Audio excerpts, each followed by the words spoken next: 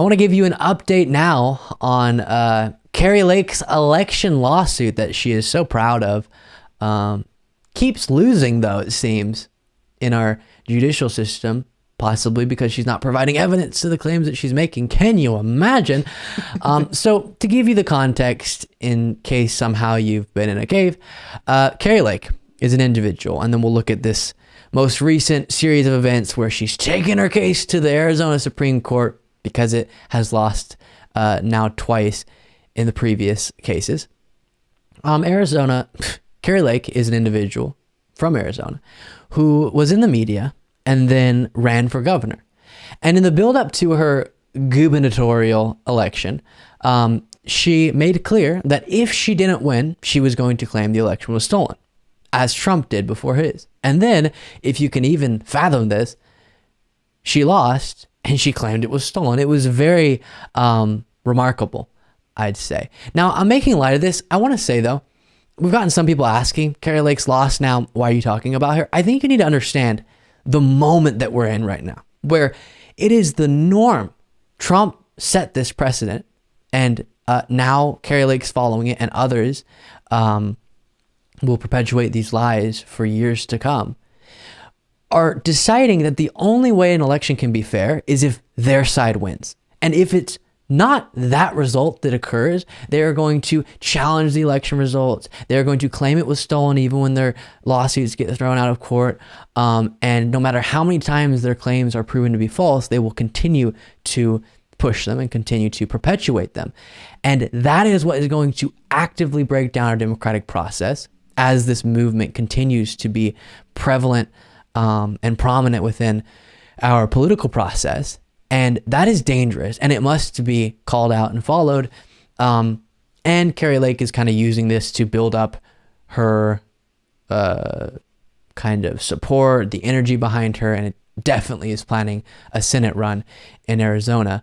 And so this is actually pretty stunning stuff, and will be looked at in history pretty shamefully, that a side, or at least a part of a side, a pretty large part of a side of our political system, started believing that elections are only fair if they win, which that's not how democracy works, and it can't work that way if that movement is prominent for long enough. So here from Newsweek on her election lawsuit, Kari Lake has suffered another legal setback in her bid to get the 2022 Arizona gubernatorial election overturned, with her claims of electoral fraud dismissed by the Arizona Court of Appeals. Republican Lake lost November's contest by 17,000 votes to Democratic rival Katie Hobbs, who was sworn in on January 2nd. However, Lake continues to claim that the election was stolen from her, despite her claims of malpractice being rejected repeatedly in court. And then this article highlights a tweet she put out here saying, "Breaking, I told you we would take this case all the way to the Arizona Supreme Court, and that's exactly what we are going to do. Buckle up, America."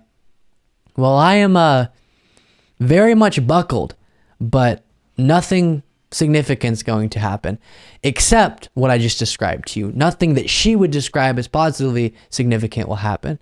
It will be another rejection. Take it wherever you'd like. It's still going to get rejected, because the way that our judicial system works and the way that challenging our election results works is you got to provide evidence for claims you're making that are supposed to support the idea that there was something that went wrong in the election, that it was stolen. You would have to provide evidence to prove those things. And Kari Lake just has not done that. And so the rulings of these cases have reflected that. And I wish her followers would take some indication from that, but they won't, unfortunately. And I want to use this kind of an analogy just to understand the deep and dangerous dishonesty of so many of these election deniers. The recent story that we discussed with Trump, where he paid a batch of researchers, a group of researchers, to look into, after the 2020 election, before January 6th, the election results in 6 states he thought were stolen from him. They looked into it, again, paid by the Trump team, and they came back and said, your claims just aren't true. We looked into it. We can't find evidence of the election being stolen from me, widespread voter fraud. It just doesn't exist. And Trump kept that research a secret, or I should say his team did. He's the leader of his team. And did not tell the public that they knew 100% what they were saying was not true, because they and the researchers they enlisted to look into it found the same thing that we had found, and it's pretty stunning. And so Kari Lake, we may have a story in a year from now where she looked into these claims and realized they weren't true, but kept perpetuating those lies. And it is so dangerous. It is so scary that not just that people are making these claims, not just that people are lying, that so many people are bought into it. The last poll I saw had 60% of the Republican Party believing the election was stolen. If you don't think that matters and needs to be discussed every single day, you're incorrect. And it is the most important part of our current political reality to understand how are we going to push back, politically fight back against the election denying, the democracy threatening actions, and make sure that we get through this phase so that it is being looked back upon in history as a bad time that we got through, and not the bad time that cost us American democracy. Thank you so much for watching. If you want to be a part of what makes this show possible, plus get access to the full video version of the show hours before all the clips are uploaded to YouTube, plus get the full bonus show every single Saturday, you can do so by going to patreon.com/Luke Beasley. That's patreon.com/Luke Beasley. Link in the description.